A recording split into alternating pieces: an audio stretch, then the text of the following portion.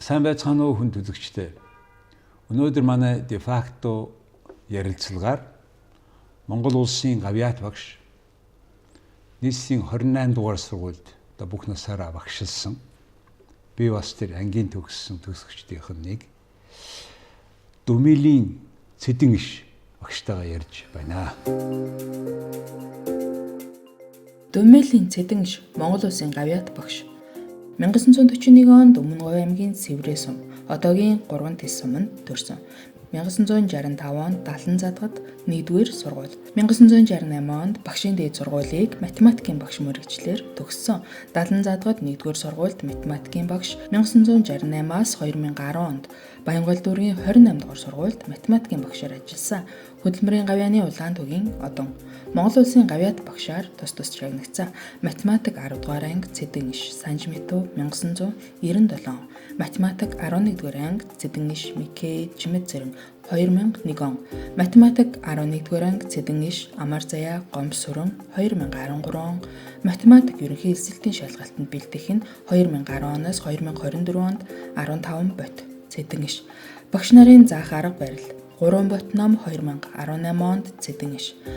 Бага насны хүүхдийнхээ амьдралын зөв төлөвшлийн эхлэлийг эцэг эхчүүдэд тавина. Эцэг эхчүүдэд зориулав 2026. За багш сайн байна уу та? Дажгүй амьдарч байна. Амьдарч байна. Тэтгэвртээ гараад. За та энэ жил 85 нас хүрж байгаа. За 28 дугаар сургууль ч одоо ингээд саяхан шинэ байранд орлоо. Тэгээд 60 жил одоо нэг сургуулийн байшин байж байгаа. Тэгээд солигдоод за шинэ сургууль ямар байна? Шинэ сургуулийн байшин бол одоо төрийн өмчийн хөрөнгөөр одоо яасан байна. Баригдсан. Тодорхой хугацаанд эхлээд мөн тэр хугацаанд дууссан. Тэр нэг манай байшин одоо хараад байх юм бол ер нь тийм удаашрсан юм байхгүй. 3 жил дотор баригдсан тэр байшин. Тэгээд одоо сайхан байшин дотор орчиход бүгд л одоо баяр ёслолтой хичээлж байгаа гэж бодож байна. 3000 хичнээн сурагчтай, хичнээн багштай байна одоо. Тэр нэг 3020 хэд гисэн баха. Сурагчтай тэгээд 120-д багштай. Тэгээд наан одоо туслах ажилчид тэгээд хүмүүсд байна. За. Биеийн тамирын заалмал байгаа. Биеийн тамирын сайхан заалтай, урдлагын заал гэдэг бас сайхан заалтай болсон. Тэр биеийн тамирын заал, урдлагын заал нь бол хуучин 28 дугаар сургуульч бас 2 заалтай байсан. Тэрнийхээ нэгийг одоо буулгасан. Тэгээд дахиад нэг гадна талдаа заал байгаа. Одоо бол спортын 2 заалтай, урдлагын нэг том сайхан заалтай болж. Тэгээ урдлагын заал болж жинхэнэ урдлаг явуул тэгэл юмд зориулсан юм шиг байна лээ. Хараад байхад. Тэр 28 дугаар сургуулийн удирдлага их сайхан жишг тогтоосон нь нөгөө хуучин сургуулиа нураахаасаа өмнө төгсөгчдийнхөө төлөөлөгчийг дуудаж ягаад анги хангиваар нь оруулаад нөгөө хурлын заал энэ төр оруулаад за ийм одоо энэ сургуультайгаа баяртай гэж байгаа шүү энэ байшинтайгаа гэд тэгээ шинэ байшинд орсон. Энэ бол одоо ерөнхийдөө бол дээд боловсрол дунд боловсролын юм томоохон төв болцсон. Тэр одоо 3 дугаар хороолт гэсэн хуучнаар бол тэгээд за та энэ сургуульд бол одоо яг нийт хэдэн жил багшилсан бэлээ? Би одоо уулнууд бол багш бол нутагтаа Өмнөговьтой очсон.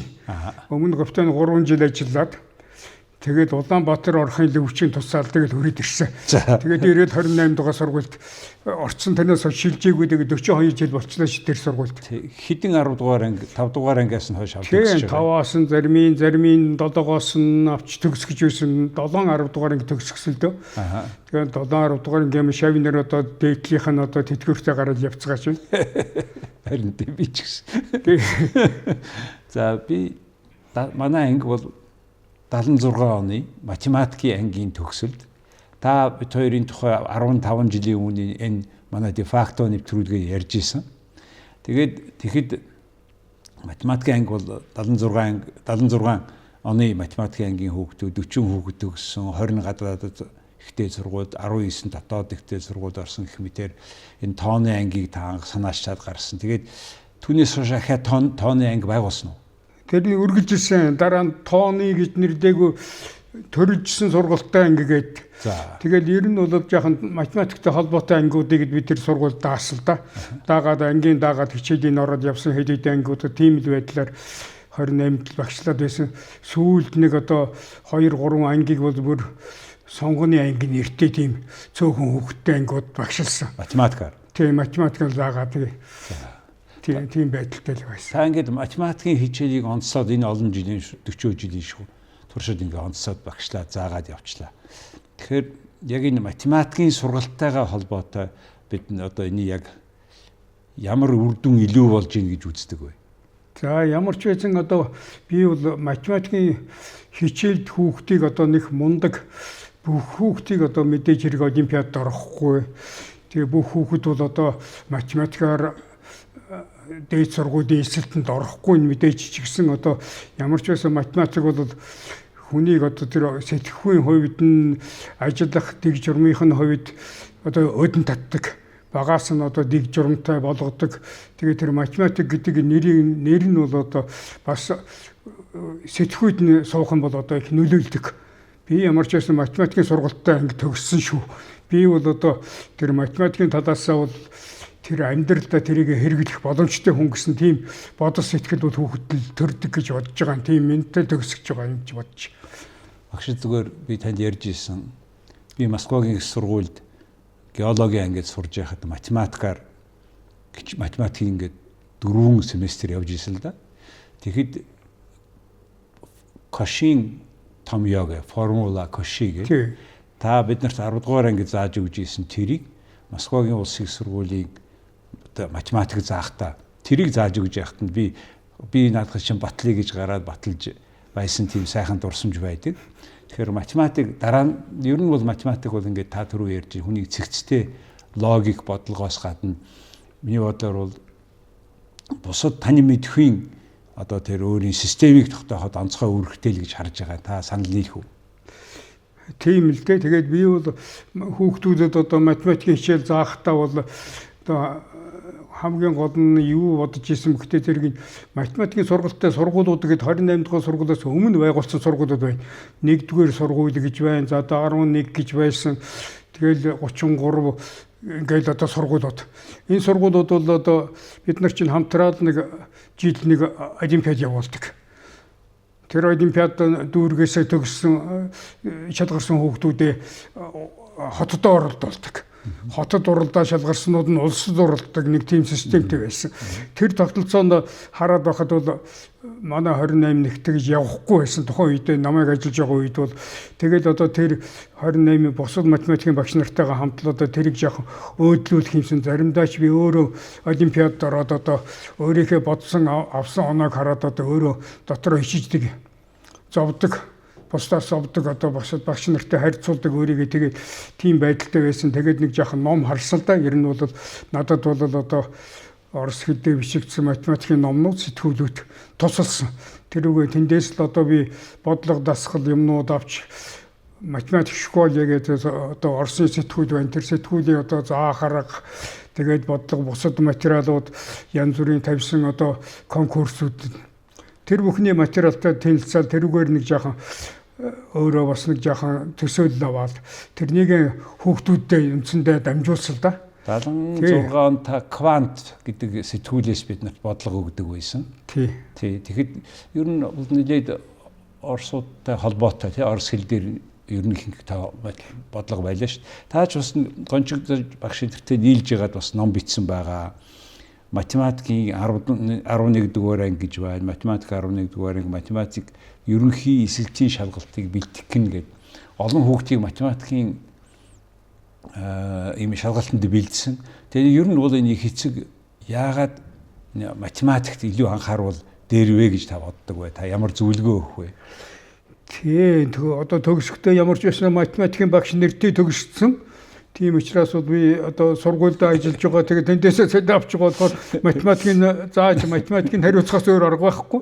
Тийм л байдалд орсон. Тэгээд тэрнийхээ дагуу одоо ажилласан байгаа. Тэгээд математик бол миний одоо төгсгсөн хүүхдүүд хичээл зааж байсан хүүхдүүд одоо математик сургалт миний явуулсан юм маань бол одоо ямар нэг хэмжээгээр нэмэр болсон гэсэн ийм ойлголт байгаа. Тийм тэр эрдэнэ хорвоог үзэл санаа тэгээ ерөнхий сэтгэлгээний чадвар эднэрт нь бол тодорхой хэмжээгээр нөлөөлсөн гэж одоо би өөрөө бодож явдаг. Тэр шавнар маань одоо уулзахлаараа тийм л зүйлийг ярьдаг байгаа. Тэгэхээр математик бол хүний амьдралд маш их тусалдаг тийм шинжлэх ухаан юм байна. Тэгээд математик бол хязгаарч хоцрогдохгүй тийм шинжлэх ухаан юм байна. Тэгээ техник болоод бусад одоо шинжлэх ухаануудыг урагш нь хөгжүүлэх түүний дэвсгэр нь болдог юм байна гэсэн ийм ойлголт бол надад байдаг. Сургууль бол ер нь мэдлэг өгдөг. Хүнийг одоо тодорхой одоо 8 наснаас одоо 7 наснаас 12 анги ингэ явчихж шүү дээ. Тэгээ 19 энэ хугацаанд сургуулийн үүргийг та юу гэж харддаг? Хүмүүс болохоор зэрэг мэдлэг өгөх ёстой, хүн болгох ёстой энэ төр гэл тэрэнд ялгаа заа гэж байна уу? Хүний төвшил мэдлэг энтрийн хооронд. Тийм би ч одоо анги дааж байсан ангийнхаа хүүхдүүдэд ажил хөдөлмөр хийх гэж боддог. Багаас одоо нэг тийм хөдөлмөрч юм мадмаллаад ингээд сурчсан. За тэгээд 10 жилийн сурагч байхдаа бол одоо өөрийнхөө багш нарт л үйлчилдэг.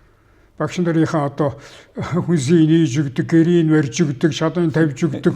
За тэгээ нүүлгдэг. Тэдний одоо дотор орны хүүхэд байсан учраас арай том биетэй байсан болохоор тэдний одоо гарт явдаг. Тэндээс би дургуйцлагчгүй яг гэрийг барьж өгчөөд аяг цай уучгаад аяг хоод ичээд гараа явчихдаг. Дараа нь багш нар маань намайг дуудаад хэрэг болоод одоо манайх маргааш нүүх гэж байгаа шүү. Чи хэрэгтэй байна. Чи найзаагаа дагуулад ирээд гэдэг иймэрхүүд байсан. Тэгээд би бол тэр нэг ажил хөдөлмөрөөс бол хойш сууж байгаагүй. Оюутан цагтаа бол олон удаа одоо тэр сангийн аж ахуйнууд очиж ажиллаж тэгээ нэг жоохон ажиллаа тэр үед чинь би чинь оюутан ядуу оюутан мөдөлгээд оюутан байсан. Тэгтээ бол тэр сангийн аж ахуйд ажиллаад 30 төгрөгийн шагнал авахтаа маш их баярлдаг. Тийм амьдралтай байсан. Тэр бүхэн бол одоо хөдөлмөр намайг бол ямар нэг хэмжээгээр дэмжсэн.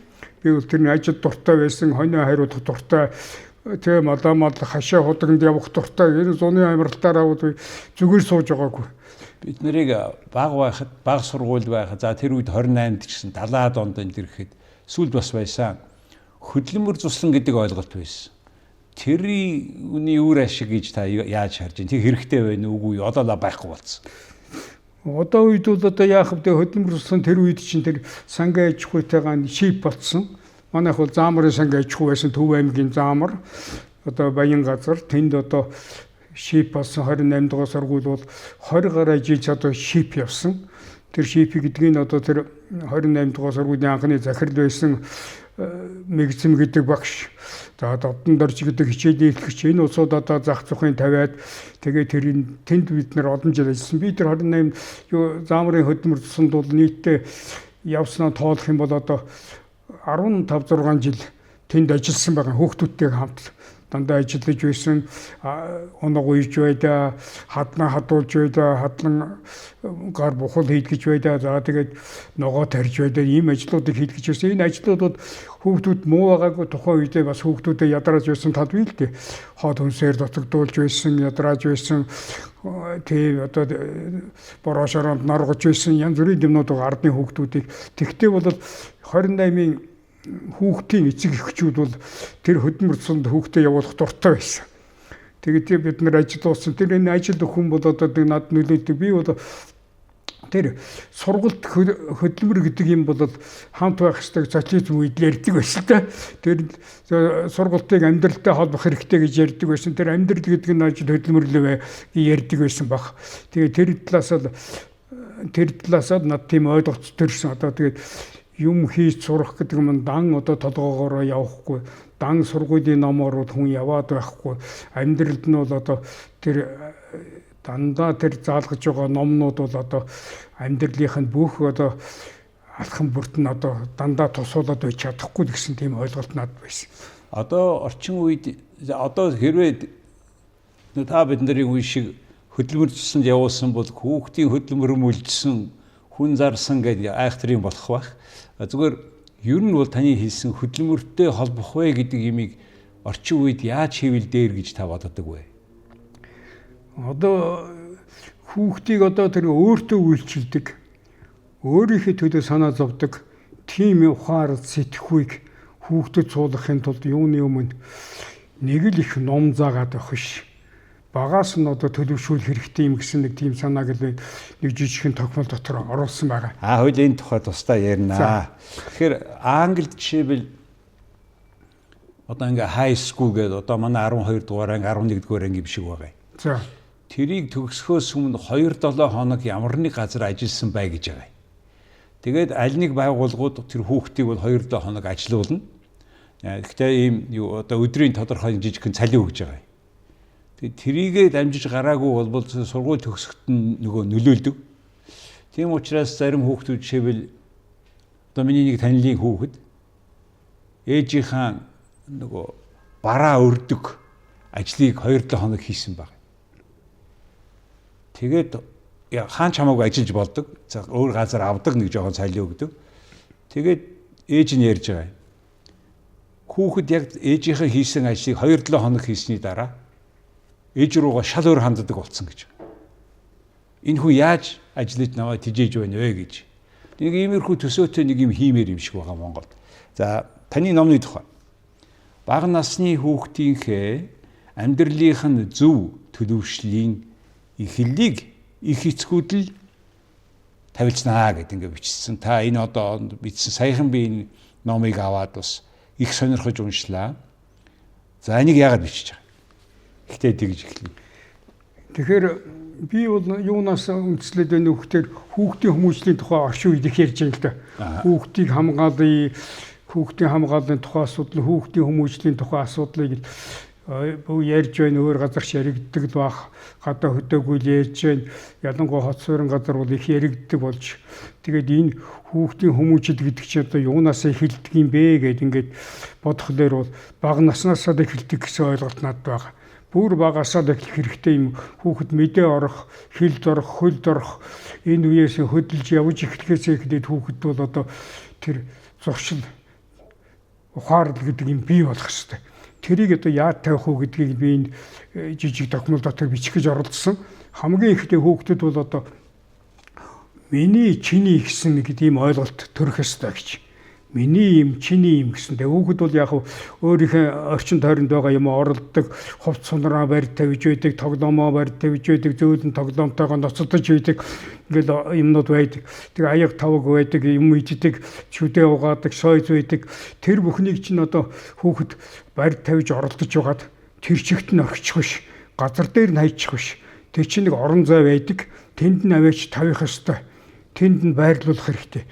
Дараа нь тэр хүүхэд тэрийг дахиад хэрэглэж гэсэн нэг тийм ойлголт хүүхдийн багаас нь төрүүлэх хэрэгтэй гэсэн нэг юм санааг ихтэй тавьсан би. Миний чиний гэсэн.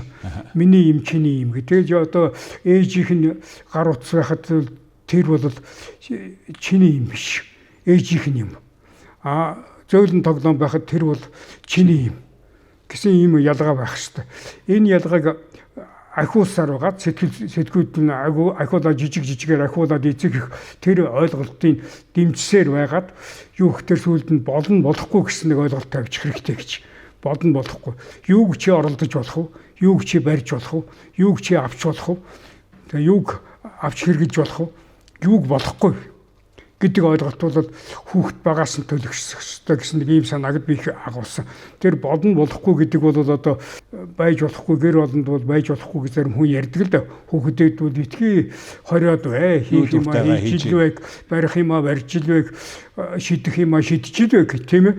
Тэгэхээр энэ бүхэн бол одоо эцэст нэг зөв зуршил орохт нь хэрэг болох уугүй юу гэдгийг юмыг л бодж утсан. Тэгээ болно болохгүй гэдгээс төсөөлөөд дараа нь бол тэр болохгүй юм болгонд хязгаар байж байдаг. Болох юм болгонд ч хязгаар байж байдаг. Болохгүй юмд хязгаар байдаг гэдэг чинь юу гэсэн үг вэ? Тэр эдлэх эрх байдаг гэсэн санааг тавьж байна гэж. Тийм ээ. Бодно гэдэг чинь эрх одоод байгаа юм байна. Болохгүй гэдэг чинь үүрэг тавиад байгаа юм байна. Болохгүй болж байгаа эрх болгоны ардууд үүрэг байдаг юм байна. Тэр үүрэг нь маш багаас эхлээд одоо зөөлөн тоглоомоор тоглолоо гэхэд тэр нь 50 байгаа юм бол тэн дээр нь тавьчих нь бол үүрэг юм аа. Тэр тоглох эрхээ эдэлсэн бол нэг ийм л санааг л энд гарах гэж орлоо. Харин айгүй энгийнээр тэгж хэлсэн байсан. За тэгээд та бас ингээд хүүхдийн насаар нь хэд хүртэл яа төлөвшдөг вэ гэж бичсэн. Тэр тухай ярьж өгөөч. Тэгэхээр хүүхэд бол анх би одоо ном дээр бодохдоо ерөөсөө миний бодож байгсан толгойд хүүхдийн тухай бодохдоо бол нэг 3 зүйл гэж боддог бохоо. Хүүхдэд бол нас сэтгэхгүй бие сэтгэхгүй гэсэн 3 юм бол эцэгхээс заяагдаг юм байна. Эцэгхээс заяагдаг. Тэр заяагдсан 3 юм бол насан турш нь авч явдаг юм байна. Тэрийг авч явахд яаж хүүхэд авч явах уу гэдгийг эцэг төлөвшүүлэх хэрэгтэй. Тэрийг ажигчаар байдлаар эцэг хандаж тэр 3 юмыг хөгжүүлээд байх хэрэгтэй.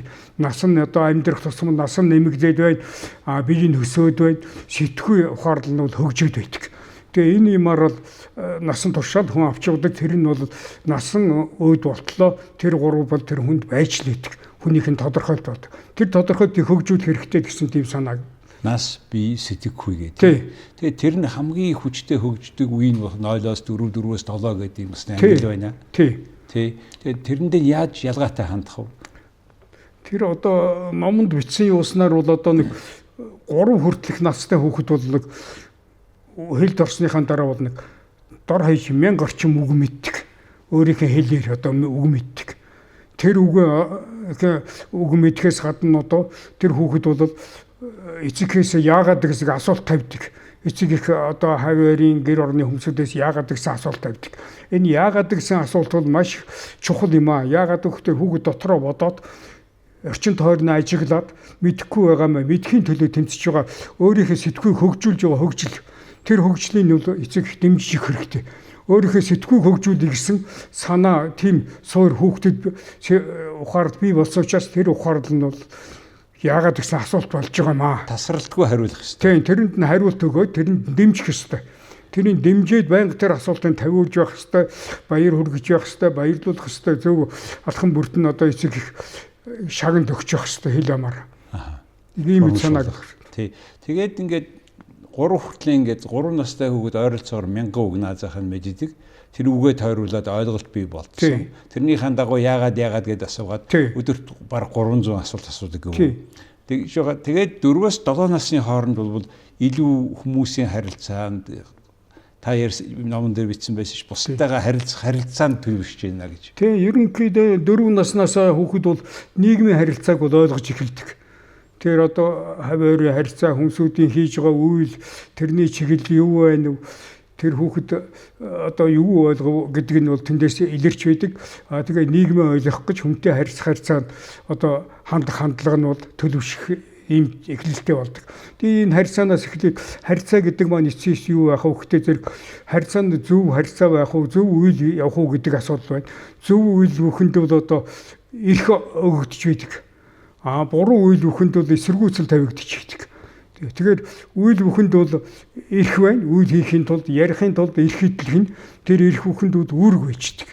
Тэгэхээр эрх үүрэг гэдэг имийг одоо орчин үед их ярьж байна. Тэгэхээр эрх үүрэг хоёр бол хоорондоо хамааралтай салгаж болшгүй зүйл байгаамаа. Хүмүүсүүд эрх үүрэг гэж нэг юм шиг ярьдаг боловч үндэ бол эрх хөдөлсөн үедүүд үүрэг заавал ард нь байждаг. Тэр үүргийг бол заавал хүлээх ёстой. Тэр үүрэггүй эрх гэж бол байхгүй. Эрх хөдлөхгүй үүрэг гэж бас байхгүй гэсэн ийм санааг л би гаргах гэж оролцсон. Тэр сайхан дэлгэрэнгүй тодорхой жишээнүүдээр бичсэн байсан энэ номон дээр.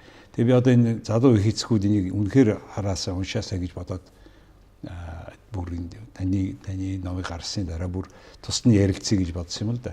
Тэгээд ингээд 7 хүртэл ингээд хүн ингээд хүмүүжээ явж байгаа. Тэрэнд ээж аавынх нь өөрийнх нь үүрэг нь уурлах, уцаарлах, загнах биш дандаа тайлбарлаж өгөх тий. Өөрийнхөө жишээгээр хүүхдийн хажууд хэрэлдэхгүй байх, тийм үү, хараахгүй, зодолдохгүй тий. Энэ байх маш чухал юм байна тийм үү? Тий. Ер нь бол номонд бичсэнийг харахад бол хүүхдийн хажууд эцэг их хоёр бол хоорондоо маргаж болохгүй. Энэ маргаан бол хүүхдийн сэтгхүйд нөлөөлдөг. Сэтгхүйд нөлөөлнө гэдэг чинь хүүхдийн тэр авраа одоо тэр гэгээлэг орчинд нь нөлөөлж байдаг. Тэр гэгээлэг орчин нь бол хүүхдийнх бол маш амархан цочирдаг гэсэн номонд ор байгаа юм л да. Тэр цочрлын нь бол эцэгхийн хоорондох маргаан бол гол нь үүсгэн. Эцэг гэрт байгаа муу харьцаа бол тэр авраг одоо цоолж байдаг. Тэгээ цоолно гэдэг маань хүүхдийн сэтгхүйд буруу нөлөө үзүүлдэг гэсэн юм байгаа. Тэгээд олон номнуудыг би зарим номнуудыг харсан, олон эрдэмтдийн бичсэн өгнүүдийг оруулах гэж оролдсон. Тех тусам тийм одоо догшин хэрцгий зангааш хүүхдэд ойлгогдох тусмаа сүулдэ өөрөө тийм хүн болох магадaltaй болж байна тийм үү? Тий. Хүүхдийн одоо зөв болох нь бол хүүхэд бол харьцаад одоо нийгэм тардаад эцэгтэйгээ харьцаад ингээд эхлэхтэйг зэрэг ажил хөдөлмөр жоохон юм биелүүлээд ирэхтэйг зэрэг хүүхдүүд бол хэрсүү үүчих гэдэг тийм ухааны үндэс бий тавигддаг. Хэрсүү үүчих гэдэг юм. Хэрсүү үүчих гэдэг нь монголчуудын ярьдгаар бол авах гэх ухаан гэж ярьж байгаа. Энэ ухаанд л хүүхдийн сэтгэхүй бол хандаж эхэлдэг. Тийм хэрсүүдсэн хүүхэд бол өөрийнхөө сэтгэлийн хөдөлгөөн бусад одоо үйл явдалд хандлага нь бол ухаанаар жолооддог. Тэгэхээр хүний ухаан бол одоо хамгийн үнэтэй одоо тэр Гёте гэдэг эрдэмтэн бол ухаан бол мөнхийн ногоон ой юмаа гэж хэлсэн байгаа. Тэгээд ухаан гэдэг бол хизээч гандахгүй одоо хүн талгалагддаг хамгийн гол одоо өгөгдөл юм гэж бүхнээсээ явж явах тийм. Хүнийг авч явдаг өгөгдөл нь бол ухаан юмаа гэж хэлж. Тэгээд та өөрөө одоо миний хувьд бол үнэхээр тийм өөрийгөө авч явж байгаа. Одоо энэ ой ухаан нөрийн юм сарвал энэ бүхний чинь цаана энэ юу юм бүх насаараа та ингээ идэвхтэй байгаагийн тод жишээ болов гэж хараад байгаа байхгүй.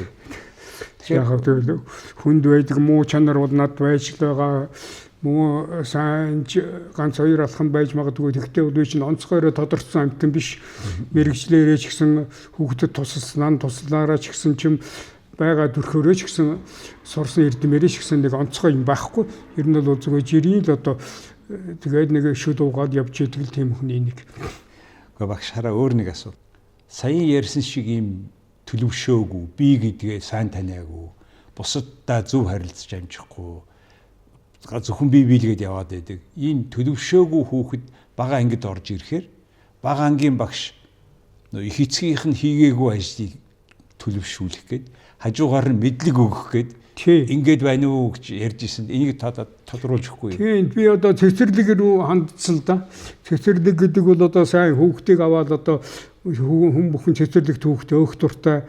Тэгээ цэцэрлэгт хүүхдээ өгөөд одоо цэцэрлэг их зүйл сургадаг. Янз бүрийн юм сургадаг.